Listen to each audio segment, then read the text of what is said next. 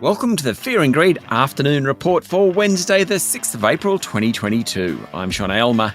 Every afternoon, we bring you the 5 news items that happened today that you need to know about. Let's jump into it.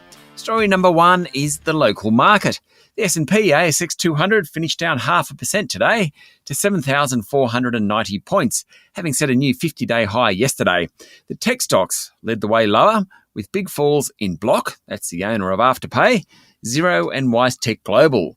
Materials stocks were also lower, with BHP and Rio Tinto both down more than 1%. Financials did best, helped by the rising interest rate environment. Market leader Commonwealth Bank closed up 1.3%, while National Australia Bank and ANZ both jumped 1.2%.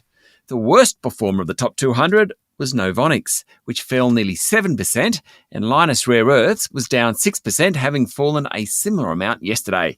Magellan Financial, which has done pretty well recently, was also off 6%. Now, the best performer on the market today was coal group Whitehaven Coal. It was up 5.5%. The Aussie dollar fell back a bit after its jump yesterday, and it's trading just under 76 US cents.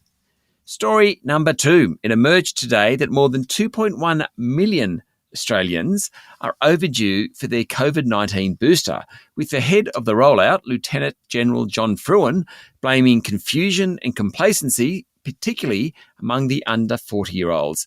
COVID cases remain too high. South Australia recorded its worst ever day for COVID numbers today, with infections hitting 5,784. It's one of the COVID hotspots across the country at the moment. In New South Wales, the Health Minister Brad Hazzard tested positive to the coronavirus after suffering minor flu symptoms. The state recorded a jump in infections to more than 24,000 today. Victoria recorded 12,150 new infections, and Queensland and Western Australia both reported around 8,500 cases. Story number 3. As always, plenty happening in the gaming sector.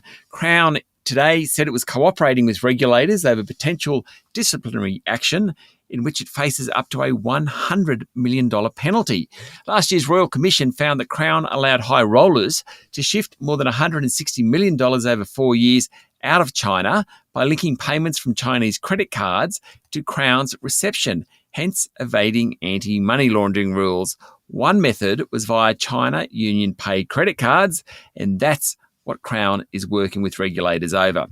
Meanwhile, at the New South Wales inquiry into whether the Star should maintain its licence, the gaming group's legal team has been accused of incorrectly claiming legal privilege over documents and instructing other casino employees to say they were seeking legal advice in emails, even if they weren't, in order to shield them from producing to the regulator. Well, that just keeps going. Incredible story, that one. Story number 4. One of the more interesting takeover battles at the moment is for IVF Group versus Health.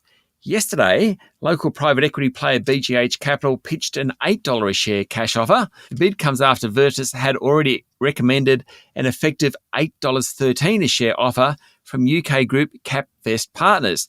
Now, today's bid is the 7th from the 2 private equity groups for Virtus. They both want it, obviously. You'd think it's an easy choice, $8 versus $8.13, but the latter is by a scheme of arrangement, which may not get up. So, should shareholders go for the surety of the cash or for the higher price? Who knows? And story number 5, Ukrainian forces appear to have retaken key ground in the north of the country, according to British intelligence.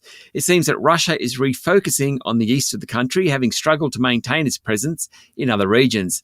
Meanwhile, Ukrainian President Volodymyr Zelensky challenged the United Nations to act immediately and expel Russia from the Security Council to help his country. Washington said it will send $100 million in additional anti-armor weapons to Ukraine, bringing US military aid to Ukraine to over $1.7 billion. That's it for the afternoon report for Wednesday, the 6th of April, 2022. Michael Thompson and I will be back tomorrow morning for the Thursday edition of Fear and Greed. I'm Sean Aylmer. Enjoy your evening.